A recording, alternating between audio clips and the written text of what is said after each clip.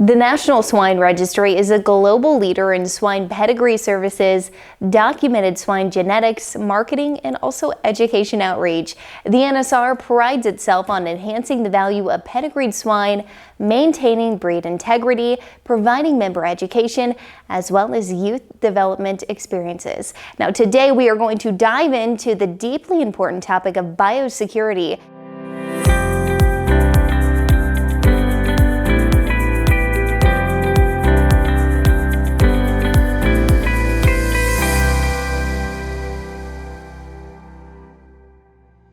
First, we'd like to introduce Dr. Brett Marsh, Chief Veterinarian for the state of Indiana. He'll give us a quick look at what biosecurity means, not only for you, but the greater swine industry. Well, biosecurity, as the name suggests, is you're providing security against a biological threat. And so if we're trying to protect our herds, swine herds in this case, to a biological threat, we need to evaluate where that threat may come from. How could it enter a herd? It could come from live animals that are brought onto the premises, and that's an important consideration if you're purchasing animals to come onto the property, that they're properly isolated before they're introduced to the balance of the herd, just to make sure any diseases that may have been introduced with those new additions are not introduced to the primary herd. Another way it could be brought in are on people traffic onto the farm.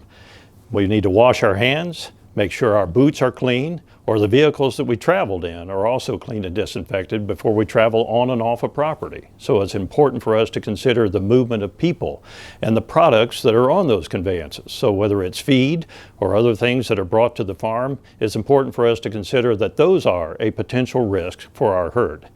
And of course, we're doing all this to protect that population, to improve our productivity, to improve our profitability, and certainly we don't want animals that are affected with diseases that, if nothing else, get them sick or certainly causes mortality within the population. Other things that we need to keep in mind is carcass disposal. So if we have mortality, are we properly disposing of those carcasses so the disease that they may have had doesn't spread to other populations? We need to consider food waste. Sometimes food waste can harbor these viruses for long periods of time, and so if we're feeding those food waste back to pigs, it's a way to continue to convey that and distribute that virus within a population. So there are a number of things to keep in mind, and depending upon where you are in the world, the possibility exists with feral pigs, wild pigs. In the United States, we have several of our states that have feral or wild pig populations that could be a reservoir for infection, which could also exist in many parts of the world. So you need to consider to isolate your domestic populations from free-ranging populations so that you don't have a potential disease transmission in that way as well. So there are lots of ways to begin to protect a population by considering, from a security standpoint, when you're dealing with biological threats, how do you keep those threats away from the farm? As we mentioned, it could be live animals, it could be people and traffic movements on and off a property, it could be everything from carcass disposal to food waste to wild animals that could deliver those viruses to your farm as well. One of the important things for producers to consider is that everyone has a role.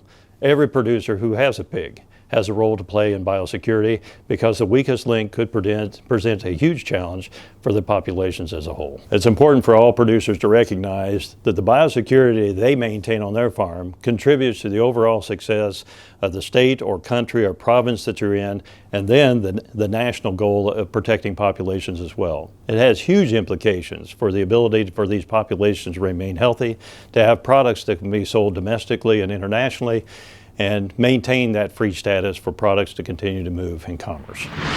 Wow, very interesting. Thank you so much, Dr. Marsh. And now that we have a high-level understanding of what biosecurity is, let's take a deeper dive into specific areas on your farm and how they play a role in your herd health. So the key in any biosecurity plan is preventing the introduction of a pathogen. That's the main goal. So setting up an effective health plan will help keep your herd healthy and in turn increase your bottom line. In terms of disease prevention, reoccurring themes include hygiene, ventilation, and reducing stress. Maintaining good biosecurity through every part of the production cycle performed by everyone on the farm every day will aid in preventing disease outbreaks. Now, the main paths of introduction of disease into your herd can be broken down into very distinct categories. So listen here: direct introduction from other pigs, other animals like rodents, insects, or even birds, areas spread through the air, and then people, whether they be employees, visitors, or maintenance contractors. Other avenues such as trucks, tools, feed, or supplies. So let's take a deeper look into each of these vectors of disease introduction and see where on your farm you can mitigate the risk. Now, if your herd cannot be managed as a closed herd, meaning no live animal introductions, you should ensure that breeding stock are purchased from high health status herds and sustainably quarantined, generally for 30 to 60 days before introduction. Testing these animals in isolation will ensure they are not bringing any unwanted bugs onto your farm. And it's also necessary to acclimate new animals to the farm herd health by feeding back manure from the farm to the animals in isolation, or cummingly cull sows to the new additions prior to entry into the main farm. In addition to implementing the sow herd vaccination program, your isolation unit needs to be away from the main farm and kept in good repair to provide a comfortable experience for your new purchases. So if someone from the farm is responsible for overseeing the isolation facility, they need to perform these duties at the end of the day so they can take 2 showers before returning to their normal farm chores the next day. Next, we look at other animals that can transport disease into your herd. Birds, rodents, and insects can be carriers of unwanted disease, so having properly maintained facilities can keep these pests to a minimum.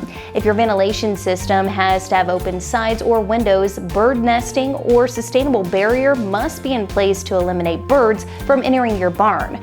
Rodent control procedures, whether they be poison bats or traps, must be in place and maintained. Cleaning in and around barns, whether it be manure, spilled feed, or dead disposal, will also minimize the risk of rodent or insect infestation. Proper fly control, whether it be through enhanced cleanliness, fly spray, or feed additives, should be maintained as well. So keep that in mind. And then the third path of disease introduction in area spread or spread through aerosol transmission in the air. The most common way to minimize the risk is by physical separation of facilities or site location for your barns. Maintaining at least 1.5 miles from any source of pigs and at least 3 miles from groups of 200 or more pigs is a minimum distance needed to reduce the possibility of aerosol transmission of the disease. For your nucleus or genetic farms, double or triple those minimum distances are recommended. So if possible, determine which direction the prevailing wind blows in your area. Your barns are more protected if they are upwind of the nearest farms with pigs. And then the next vector for disease introduction and spread is people. While the most obvious threat is from visitors or trespassers, employees can be carriers of the disease as well. Employees should have no contact with pigs other than those on the farm. It is preferred they don't live in the same household with someone who works with other pigs.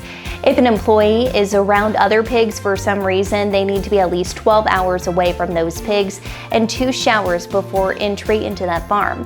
Visitors to the farm should be at least 48 hours pigs-free before the entry to that farm. Your facility should be shower in and out. Anyone coming to the farm, whether employee, visitor, or contractor, leave their clothing on the dirty side, completely shower, and then wear the clothes and boots provided on the clean side. Now, there must be clean and dirty discrimination for all people and products coming into and out of the farm. Maintaining a visitor log also helps to ensure adherence to those rules, as well as a tracking mechanism in case of a disease outbreak. Everyone entering the farm must adhere to these biosecurity measures every single time they enter that farm. It only takes 1 lapse to cause a disease outbreak. The final major contributor to disease spread are non-living items of use at a farm. These can include trucks, feed, equipment, tools, etc. Anything coming onto the farm from an outside could be a possible contaminant. All items that enter the farm should be cleaned, disinfected, and dried before entering the farm. Large items like trucks, trailers, or equipment should not be permitted inside the farm fence, but should be cleaned off-site, disinfected, and then allowed to dry for 24 hours prior to entering the farm property. The drying piece is as important as the cleaning and disinfection. Smaller items like vaccines and medication, tools, small equipment, or parts should be disinfected and dried prior to entry. Some farms have specialized rooms where items are delivered, fogged with disinfectant, and heated to dry. This process minimizes the risk of contaminated surfaces bringing disease into your herd. While feed is a low-risk pathway for disease introduction, it can lead to the most devastating losses. Contaminated feed goes directly to the pigs and can cause an outbreak pretty quickly.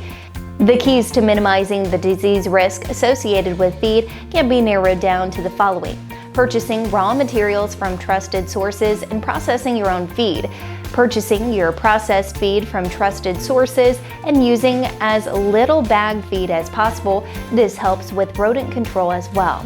Having storage available for 30 to 60 days inventory would be ideal, but we know this is generally not practical on most farms. Most pathogens that travel in feed are rendered inactive when held for extended periods without introduction to an animal host. And now that we've looked at the ways to prevent disease from entering your herd, let's take a quick look at what you can do to manage health within your herd, whether it be high health or a farm with chronic disease issues. Always flow people through the farm from the highest health status to lowest, or most vulnerable to least vulnerable to disease. Wash, disinfect, and dry your hands frequently. Maintain boot baths at the entry to every building and farrowing room, and make sure these are cleaned and refilled with disinfectant daily. Use as many disposable supplies as possible. That includes needles, syringes, gloves.